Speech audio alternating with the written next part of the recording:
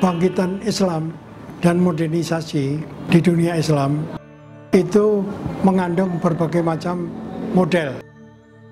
Model yang sudah berkembang di pusat dunia Islam, khususnya di dunia Arab, itu pada dasarnya masih mengalami banyak persoalan yang sangat kompleks dan belum memperoleh pemecahannya.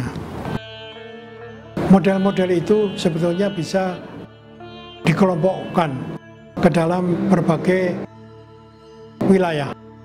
Pertama, wilayah Maghribi. Yang kedua, wilayah Arab di Timur Tengah.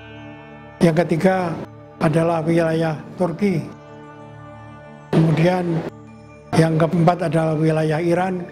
Dan kelima adalah wilayah India.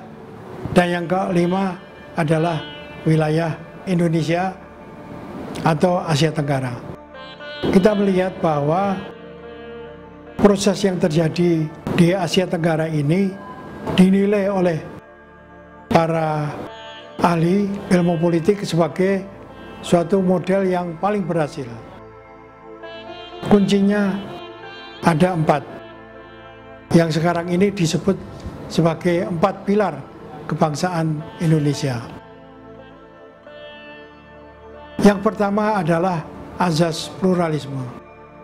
Jadi azas pluralisme adalah azas yang dirumuskan dalam apa yang disebut Bhinneka Tunggal Ika. Beraneka ragam, jadi keragaman itu tetap dipelihara, identitas-identitas itu tetap dipelihara, tetapi merupakan satu kesatuan. Jadi juga kesatuan yang mengandung keragaman. Nah, ini belum bisa dicapai di dunia Arab, tetapi telah berhasil dicapai di Indonesia dan Asia Tenggara, khususnya Malaysia. Yang kedua adalah bahwa di dunia Islam itu belum bisa dicapai atau belum bisa dirumuskan suatu ideologi pemersatu seperti Pancasila.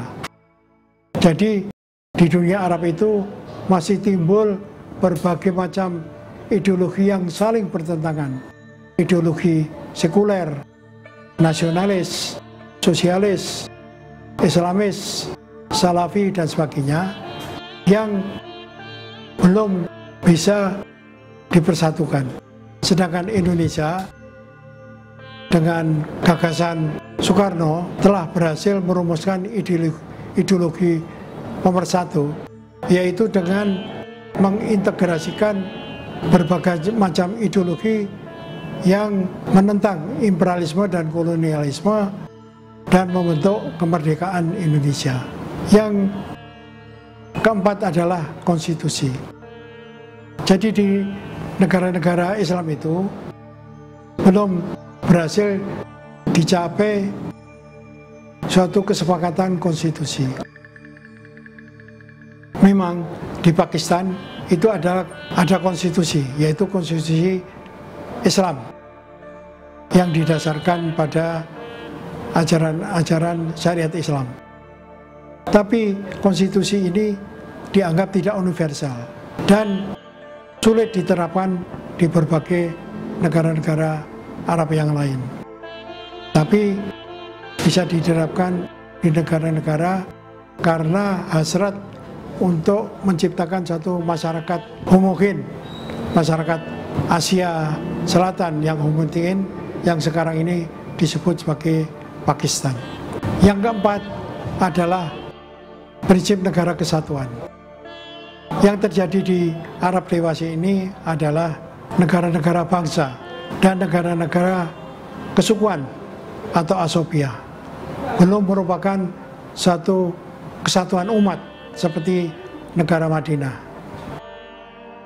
Penciptaan negara kesatuan itu di dunia Islam itu sangat sulit karena wilayah dunia Arab atau dunia Islam yang sangat luas, yang terdiri dari pusat-pusat peradaban kuno, yaitu misalnya saja pusat peradaban Babilonia, pusat peradaban Persia, pusat peradaban Mongol, dan pusat peradaban Mesir kuno. Demikian juga pusat peradaban Syria yang sangat sulit dipersatukan. Sehingga karena itu yang lebih pragmatis adalah membentuk regionalisme. Tapi regionalisme itu juga mengalami kegagalan. Sebagaimana yang telah dicoba dilakukan oleh Jamal Abdul Nasir dengan mempersatukan negara Mesir dengan Syria, kemudian meluas ke Irak, tapi mengalami kegagalan. Sehingga yang timbul adalah negara kebangsaan, kesukuan yang lebih sempit, yaitu negara Mesir, negara Syria, dan negara Irak, di samping negara-negara bangsa yang lain, sehingga belum bisa dicapai persatuan.